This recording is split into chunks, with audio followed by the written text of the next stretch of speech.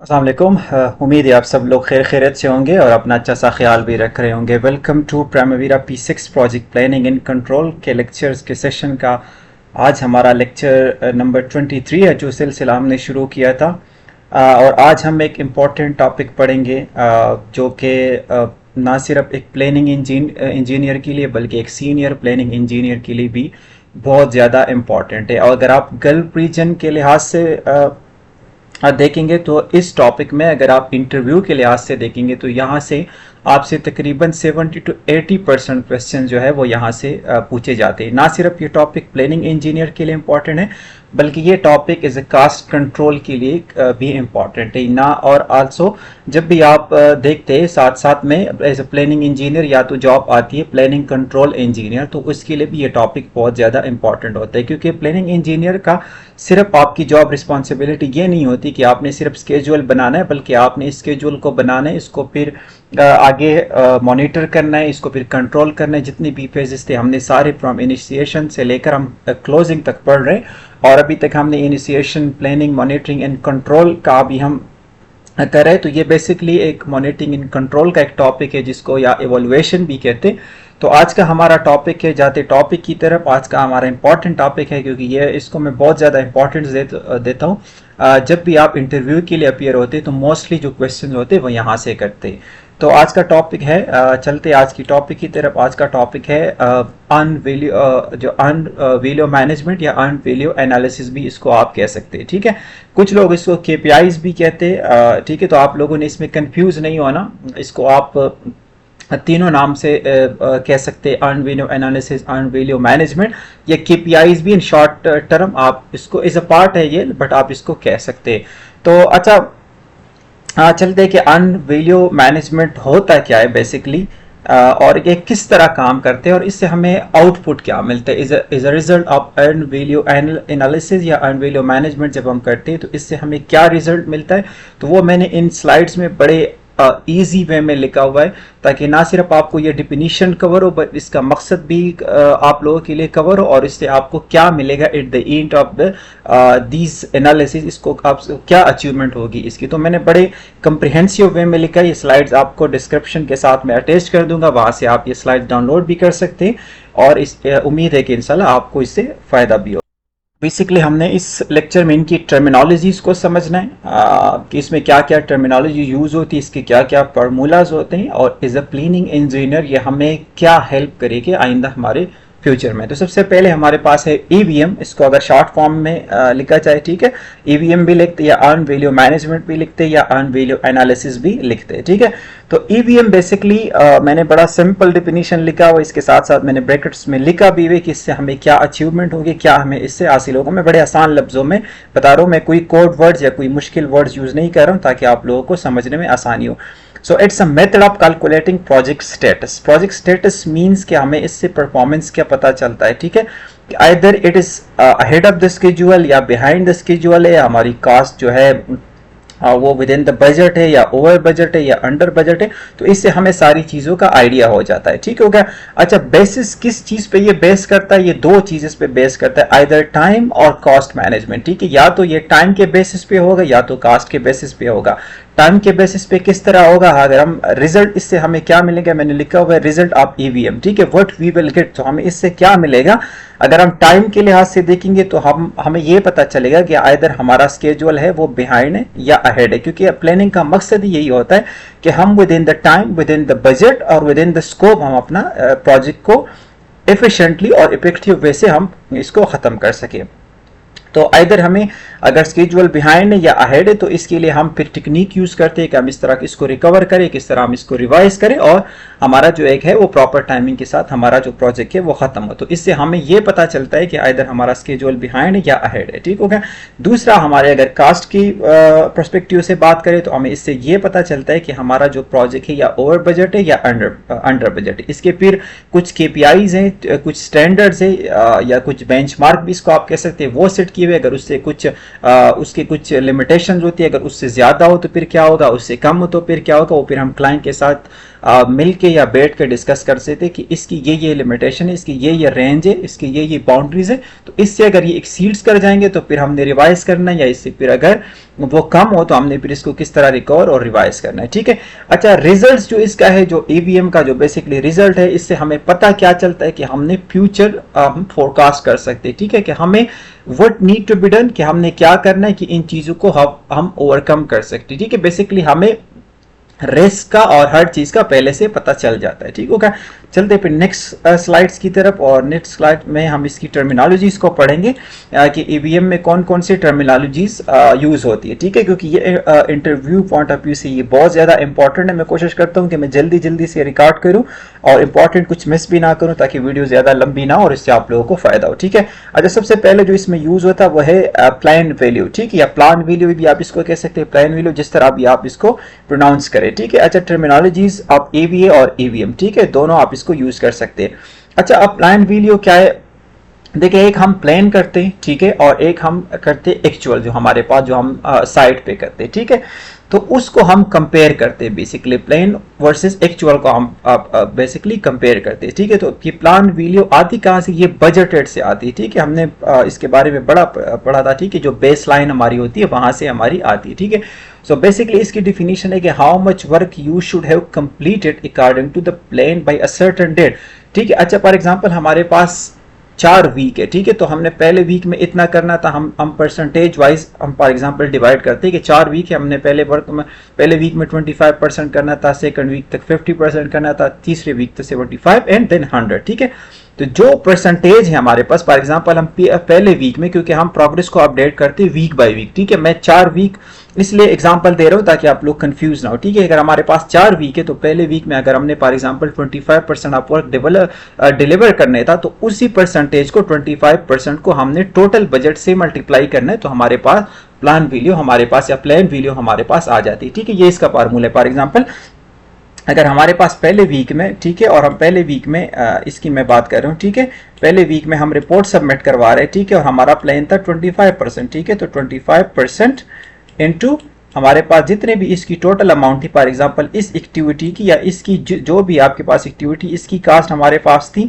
तकरीबन हमारे पास थी 10,000। ठीक है, 10,000 थी, तो इसको आप जब मल्टीप्लाई करेंगे, ठीक है, तो ये हमारे पास जितना भी आता है 2500 या जो भी आता है, ये हमारे पास इसकी प्लान वैल्यू हो गई। ठीक हो गया, अच्छा दूसरे नंबर पे आते हैं हमारे पास अर्न वैल्यू। ठीक है, बड़े सिंपल से मैंने इसकी डिफिनीशन लिखी हुई है। ठीक है, अच्छा इसकी मैं बात कर रहा हूँ, अर्न वैल्यू क्या होता है। ठीक है, बेसिकली द वर्क डन, जितना भी काम अभी तक हुआ है। ठीक है, आपने यहाँ पे एक्चुअल कास्ट को इसके साथ कंफ्यूज नहीं करना। ठीक है, प्लान वो था जितने हमने करना है। ठीक है, अर्न वैल्यू जितने हमने अभी किया हुआ है। ठीक है, और इसका सिंपल सा फार्मूला है। ठीक है, ये हम जब हम एक्सेल में पीएमएस बनाएंगे या मैंने आप लोगों को शीट दी हुई है, तो वहां पे भी हम अर्न वैल्यू इसी तरह कैलकुलेट करते हैं। इसका सिंपल सा फार्मूला है कि इस वीक तक, फॉर एग्जांपल मैं वही एग्जांपल को लेके चलता हूँ कि हमारे पास 4 वीक्स हैं, पहले वीक में 25% वर्क करना था, तो अगर हमारे पास अब क्वांटिटी है, ठीक है, यहाँ पे हम क्वांटिटी की बात करेंगे, हमारे पास एक एक्टिविटी की क्वांटिटी थी 100। ठीक है,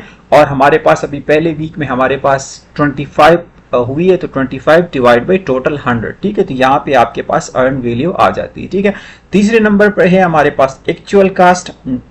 तो एक्चुअल कास्ट क्या होता है, एक्चुअल कास्ट होता है कि जितना भी हमने काम किया है, जितना भी हमने अर्न वैल्यू किया है, जितना भी हमने काम किया, वर्क डन किया, उसके अगेंस्ट जितनी भी हमने पेमेंट की है, ठीक है, उसको एक्चुअल कास्ट कहते हैं। ठीक है, कि how much money actually we spend, कि हमने कितनी एक्चुअल में कितनी हमने अमाउंट स्पेंड किया, और ये हमें कहाँ से मिलेगी, हमें फाइनेंस से मिलेगी। प्लानिंग इंजीनियर को किस कंपनी में वहाँ को प्लानिंग इंजीनियर को एक्सेस होती है, किसी कंपनी में नहीं होती। कुछ लोग जब एक्चुअली में अर्न वैल्यू एनालिसिस करते हैं between the plan and the actual, तो वो लोग फिर प्रोवाइड करते प्लानिंग इंजीनियर को, वो वहाँ पे जाके P6 में पुट करते और उसको एक रियल सिनारियो है वो जनरेट हो जाता है। ठीक है, और कुछ कंपनी नहीं करती, कुछ कंपनी जो है वो सिर्फ behind, ahead, over budget, under budget, वो अर्न वैल्यू से ही लेके चलते हैं। ठीक होगा, तो इस पे आपने कंफ्यूज नहीं होना। ठीक है, अच्छा, वीडियो को लास्ट तक दीजिएगा बड़े गौर से, क्योंकि इंपॉर्टेंट टॉपिक होते हैं इंटरव्यू क्वेश्चंस के, यहाँ से आपकी इंटरव्यू भी क्लियर हो जाती है। समटाइम कुछ लोग क्या करते हैं कि वो जब जाते हैं डायरेक्ट P6 पे तो वो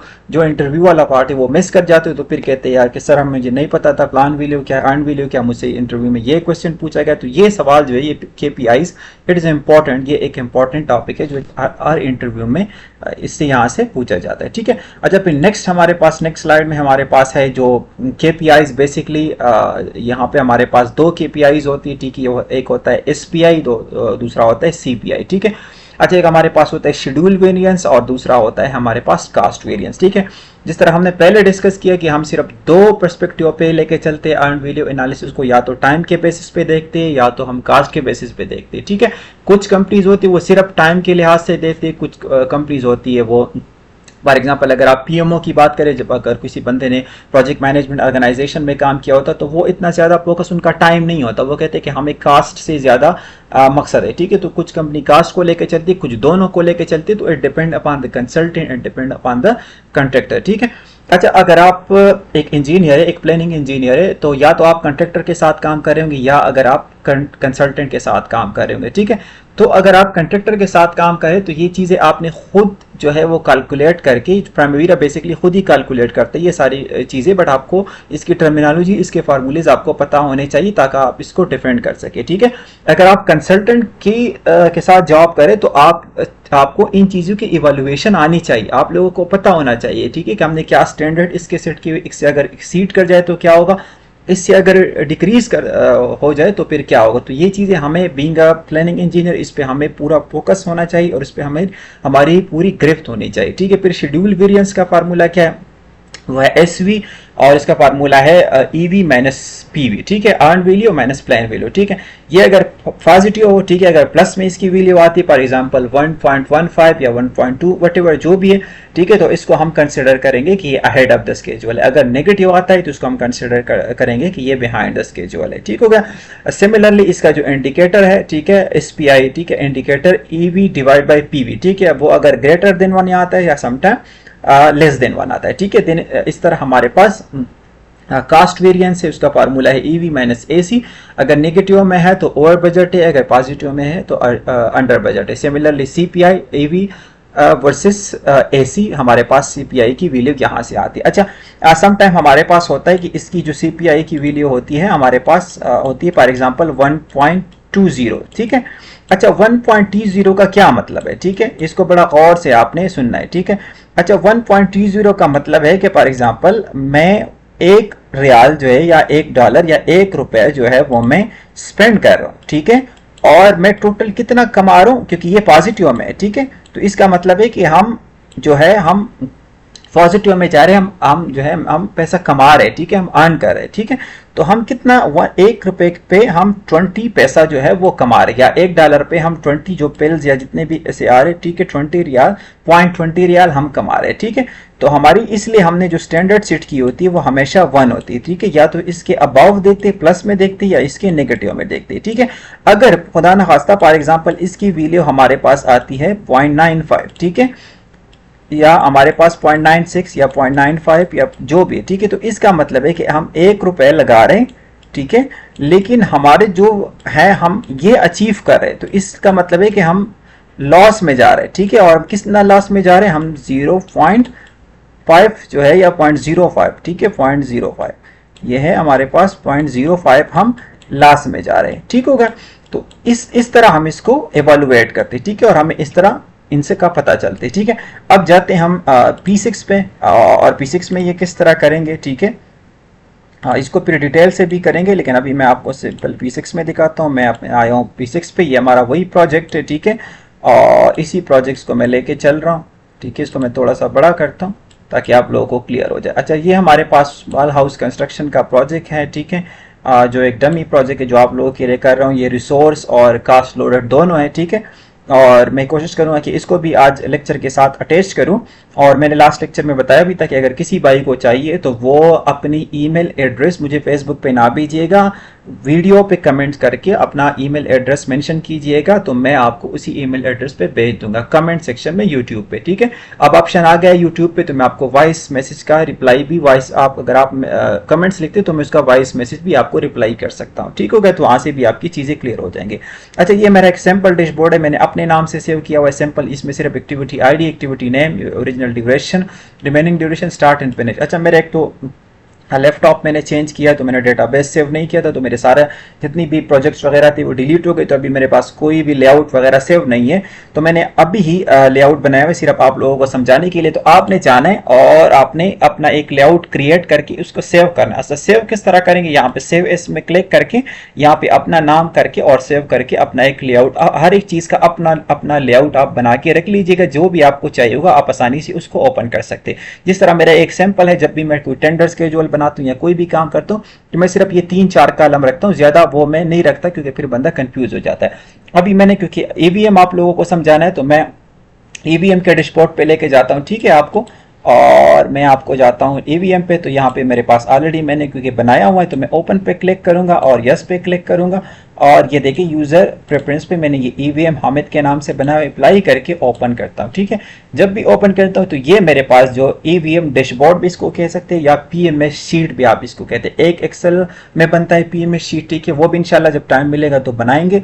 और एक हमारे पास होता है P6 में, ठीक है। तो ये वाली जो कॉलम्स है ये आपने सारे ऐड करके अगेन यहाँ पे आना है और फिर लेआउट में जाके सेव एज करना है और अपने नाम से सेव करना है, तो आपके पास बना बनाया हुआ टेम्पलेट बन जाएगा। जब भी आप काम करेंगे, जिस तरह लास्ट टाइम हमने एग्जीक्यूशन किया था, ठीक है, जब भी आप एक्टिविटी की प्रोग्रेस को अपडेट करेंगे, एग्जीक्यूशन करेंगे, तो यहाँ पे सारी चीजें आपके पास ऑटोमेटिकली जो भी हमने अभी ईवीएम में पढ़ा है वो अपडेट होंगे और फिर इसका आप एक रिपोर्ट बना सकते हैं, ठीक है। तो ये हमारे पास ये कुछ कॉलम्स है, baseline start, baseline finish, baseline duration, original duration, start finish.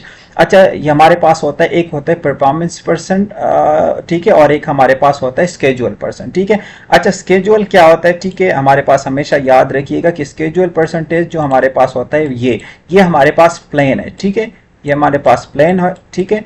और कि हमने कितना करना है, ठीक है। परफॉर्मेंस हमने कि कितना हमने अर्न किया है, ठीक है, ये हमारे पास परफॉर्मेंस परसेंटेज है, ठीक है। अच्छा, ये एक्चुअल कास्ट है, कास्ट वेरिएंस अभी हमने पढ़ा, ये स्केड्यूल वेरिएंस है, ये एसपीआई है, ये सीपीआई है, ठीक है, बजट एट कास्ट है। और हमारे पास है बजट एट कंप्लीशन, ठीक है, ये टोटल कास्ट जो होती है, ठीक है। अच्छा, ये आपने अगर कोई भी कॉलम यहाँ पे नहीं हो, आप सिंपल यहाँ पे जाके यहाँ से भी आप सर्च में कोई भी कॉलम इसमें ऐड कर सकते हैं, बट एटलीस्ट ये वाले कॉलम जो हैं ये ईवीएम के डैशबोर्ड में होना चाहिए, ठीक है। तो उम्मीद है आप लोगों को समझ आएगा और इंशाल्लाह फिर डिटेल में इंशाल्लाह नेक्स्ट कोई भी टॉपिक हो गया इसी को आगे लेके चलेंगे। तो फिर मिलते हैं इंशाल्लाह नेक्स्ट वीक में, और नेक्स्ट वीक इंशाल्लाह मैं कोशिश करूंगा कि जो ईओटी का कोर्स हमने शुरू किया उसका भी कोई एक आधा लेक्चर अपलोड करूं, या इसी वीक में कोशिश करूंगा अपलोड करूं। बाकी मैं गाइडेंस के लिए वीडियो अपलोड करता हूं, तो कोशिश कीजिएगा उसको भी गो थ्रू कीजिएगा, क्योंकि उसमें मैं अक्सर जॉब अनाउंस करता हूं, जो भी मेरे पास जॉब्स आती है। पिछले वीक में मेरे पास प्लानिंग इंजीनियर की जॉब थी, जो कि मैंने काफ़ी सारे बंदे थे मैंने रिकमेंड किए। फिर एचएससी इंजीनियर की थी और एचएससी मैनेजर की थी, और इसके साथ साथ स्ट्रक्चर इंजीनियर की थी और आर्किटेक्चर की थी और एक डिज़ाइनर की थी। तो वो मैंने एक वीडियो बनाई थी और जिसने सीवी भेजी है तो मैंने वो डायरेक्टली फॉरवर्ड की है, और मैं एक आधी दफ़ा फॉलोअप करता हूँ ताकि इनके लिए कम से कम इंटरव्यू अरेंज करूँ। तो जिन भाइयों के मैंने सीवी फॉरवर्ड की है, ठीक है, उनको कॉल वगैरह आ जाएगी या आई होगी। जिनको नहीं आई है, जिनकी नहीं फॉरवर्ड की है, तो इंशाल्लाह जब नेक्स्ट भी मैं जो भी मेरे पास अपॉर्चुनिटी आती है तो मेरी यही प्रेफरेंस होती है कि मैं आप में से कुछ सेलेक्ट करूं और आप में से ही किसी की। बट मैं ये कोशिश करता हूं कि सिर्फ एटलीस्ट मैं सिर्फ एक पोजीशन के लिए मैं 5 से 7 सीवी मैक्सिमम भेजूं, क्योंकि इससे ज़्यादा मैं नहीं भेजता, ताकि एटलीस्ट एक ना एक बंदे की जॉब हो जाए और वो वेल डिजर्विंग हो, ठीक है। तो जो रह जाए, जिनकी सीवी नहीं भेजी हो, तो वो मायूस ना हो। इंशाल्लाह जब भी मेरे पास नेक्स्ट अपॉर्चुनिटी आएंगी तो आप लोगों की रेफर करूंगा, ठीक है। बाकी जिसका कोई भी सवाल हो, कोई भी क्वेश्चन हो, वो कमेंट सेक्शन में पूछ सकते हैं। कोई भी डेटा चाहिए हो, टेम्पलेट्स चाहिए हो, तो यूट्यूब पे आप एक कमेंट करके वहां पे आप पूछ सकते हो। तो मैं इंशाल्लाह आप लोगों के साथ ईमेल एड्रेस मेंशन कीजिएगा, जिस दिन मुझे टाइम मिलेगा जो भी मेरे पास डेटा होते हैं मैं आप लोगों के साथ शेयर करता हूँ जी। अस्सलाम वालेकुम।